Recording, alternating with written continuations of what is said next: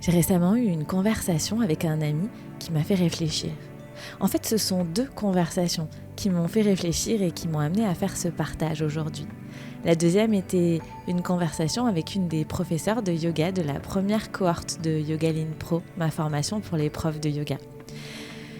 Mais revenons à cette première conversation qui a eu lieu au coucher du soleil sur une jolie terrasse près de Hossegor. Cette conversation était avec un prof de surf, un ami de mon compagnon, qui me parlait de son nouveau site internet. Et il me disait que lui, en fait, ce qui l'éclatait vraiment, ce qu'il préférait faire, le public avec lequel il préférait travailler, c'était les débutants.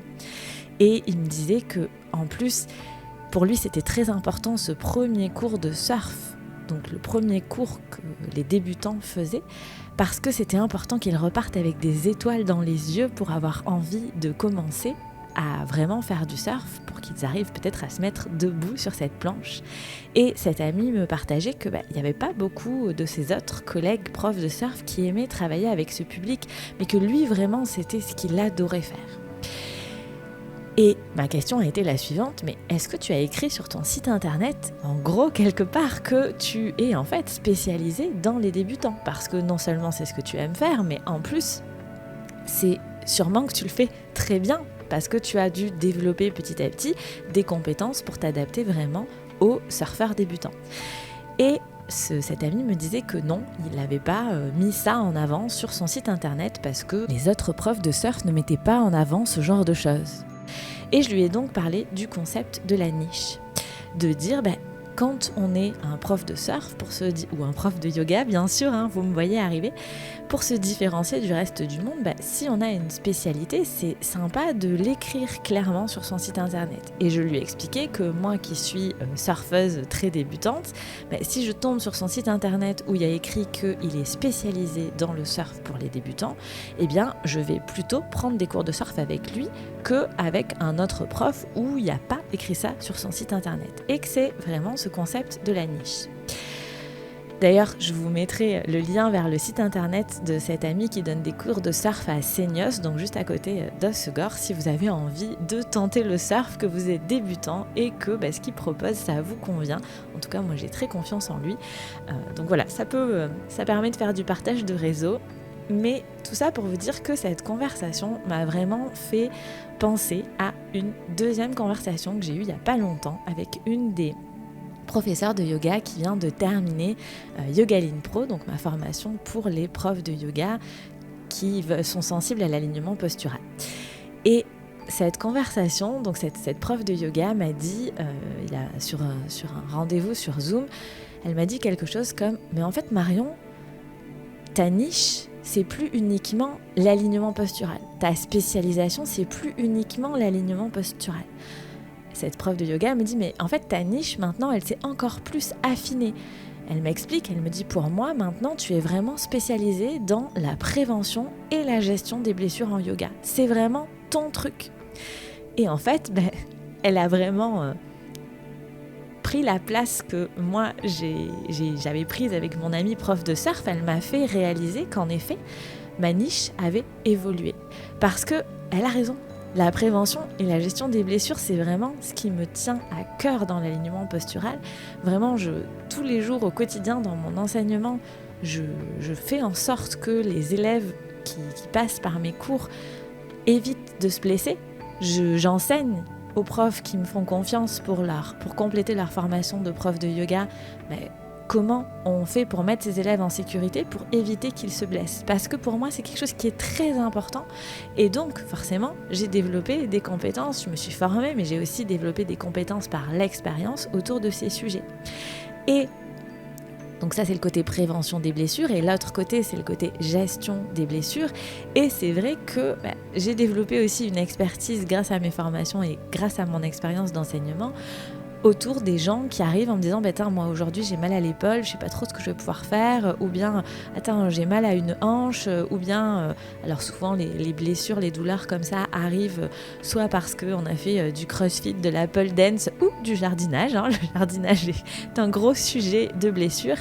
Et moi, je prends vraiment ça comme un jeu, de dire, tiens, aujourd'hui dans ma salle, j'ai des débutants, des confirmés, des blessés, et comment je vais faire pour gérer ça et pour ne laisser personne sur le carreau.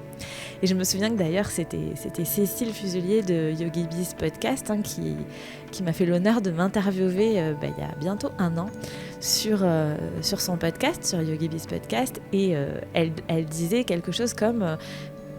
que pour moi c'était vraiment un jeu de prendre ces gens qui sont blessés ou qui ont des vieilles blessures et qui veulent pas relancer cette tendinite à l'épaule parce qu'ils ont une capsulite, une bursite, ou qu'ils ont fait une capsulite à une épaule et qui veulent pas en avoir une deuxième à la deuxième épaule. Et elle a raison en disant que moi je prends vraiment ça comme un jeu, comme un challenge, et ça fonctionne plutôt très bien. D'ailleurs, j'ai fait récemment sur mon profil Instagram une vidéo. J'ai une élève qui m'a fait un témoignage, une élève qui a eu un gros accident d'escalade et qui s'est vraiment énormément blessée au genou, et qui a pu découvrir et faire du yoga. Maintenant, c'est une de mes élèves les plus avancées, malgré ses soucis de genou, parce que on a réussi ensemble à trouver des techniques pour qu'elle puisse pratiquer le yoga malgré sa blessure au genou, adapter les postures pour ne pas relancer sa blessure. Donc ces 2 conversations, celle avec mon ami prof de surf et celle avec cette élève, cette prof de yoga que j'ai formée, m'ont vraiment fait réfléchir sur ce concept de ma niche. Et c'est un concept marketing dans lequel on rentre très vite dès qu'on s'intéresse au marketing.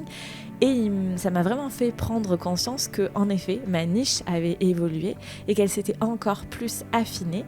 Et que maintenant, oui, je suis toujours à fond sur l'alignement postural parce que ça fait partie de ce que je fais tous les jours, mais c'est pas uniquement l'alignement postural, c'est vraiment la prévention et la gestion des blessures. Et je crois que si je vous partage ça aujourd'hui sur ce podcast, c'est pour vous dire que je crois que c'est hyper important d'avoir ce regard extérieur par rapport à la niche. Donc ça peut être un ami, un client ou un coach qui va venir mettre un petit peu le doigt sur ce qu'est notre niche, parce que nous, quand on a le nez dedans, comme par exemple mon ami prof de surf, on a le nez dedans, on se rend pas forcément compte que en fait notre spécialité c'est ça et que notre niche c'est ça maintenant. Comme moi avec mon histoire de prévention et de gestion des blessures, je m'étais pas rendu compte que en fait, oui, c'est vraiment maintenant le cœur de ce que je fais au quotidien, tous les jours. Mais c'est pas forcément ce que je dis et ce que j'écris partout sur les réseaux sociaux. Et ce regard extérieur pour nous aider à définir notre niche, pour nous aider, c'est presque pour moi à définir une identité, il est hyper important. Et donc j'ai beaucoup de gratitude pour ces 2 personnes qui m'ont fait réfléchir à tout ça, parce que depuis que j'ai eu ces 2 conversations, j'ai vraiment axé ma communication autour de ça, autour de la prévention et de la gestion des blessures, sans... alors bien évidemment, ça parle d'alignement postural, parce que l'un ne va pas sans l'autre, mais en étant vraiment très claire dans ces mots-là, je me rends compte que mon message a beaucoup plus d'impact que ce qu'il avait avant. Que quand je fais un réel sur Instagram, il est beaucoup plus liké, commenté. Alors ça fait peut-être du bien à l'ego, mais surtout le message est beaucoup plus clair et beaucoup plus entendu, beaucoup plus partagé. Et si je fais tout ça, si je fais des réels sur Instagram, si je fais des podcasts ici, et si je fais des formations pour les profs de yoga sur ces sujets, c'est vraiment parce que ça me tient à cœur que on voit de plus en plus de gens qui arrivent parce qu'ils se sont blessés à force de faire des chiens tête en bas ou qui n'étaient pas forcément adaptés à leur capacité, à leur morphologie, ou des chiens tête en bas où on n'avait pas vraiment insisté sur qu'est-ce qu'il était important de faire pour protéger par exemple les épaules. Et souvent du coup c'est des gens qui arrêtent de faire du yoga parce qu'ils se sont blessés à cause du yoga, ou bien des gens qui ne se mettent pas au yoga parce qu'ils pensent qu'avec un problème de genou on peut pas faire de yoga. Et je trouve ça tellement dommage, et j'ai vraiment envie d'arrêter ces idées préconçues et de, par les communications que je fais, faire se rendre compte que on peut prévenir les blessures et on peut gérer les gens qui sont blessés, on peut faire du yoga avec des problèmes de genoux, et on peut éviter d'avoir des tendinites à l'épaule quand on fait plein de chiens tête en bas et beaucoup de yoga par exemple tous les jours. Et d'ailleurs, à ce sujet, j'ai créé un guide gratuit pour les profs de yoga autour de l'enseignement du chien tête en bas. Parce que pour moi, le chien tête en bas, c'est vraiment la posture qu'on fait beaucoup, surtout si on enseigne du vinyasa. Et donc, c'est une des grandes postures à risque parce que elle n'est pas si facile. Il y a vraiment, on peut avoir des soucis d'épaule, de dos, d'arrière, de jambes si on la fait pas bien ou si on force trop ou si on n'est pas bien placé. Et donc, j'ai créé un guide gratuit à l'attention des profs de yoga où je vous donne des conseils sur, en fait c'est 1 heure de formation en vidéo où je vous donne des conseils sur comment être sûr de mettre ses élèves en sécurité dans son chien tête en bas, comment adapter le chien tête en bas et notamment les consignes verbales qui vont avec le chien tête en bas pour des débutants, mais aussi pour les confirmer, pour qu'ils retrouvent des sensations dans leur chien tête en bas. Et notamment aussi comment je fais quand mes élèves ont mal au poignet dans le chien tête en bas, parce que malheureusement ça arrive assez souvent et il y a des solutions. Donc si tu es prof de yoga et que tu as envie d'avoir ce guide gratuit pour profiter de mes connaissances, il te suffit de suivre le lien qui est dans les notes de l'épisode si tu écoutes la version podcast ou sous la vidéo si tu es sur YouTube, de t'abonner à ma newsletter, donc de rentrer ton adresse mail, et sur le mail de bienvenue de la newsletter, tu auras accès à mon guide gratuit autour de l'enseignement du chien tête en bas. Et puis en prime, tu seras abonné à ma newsletter, je t'écris 1 fois par mois, tous les premiers mercredis du mois, pour te parler notamment de gestion et de prévention des blessures.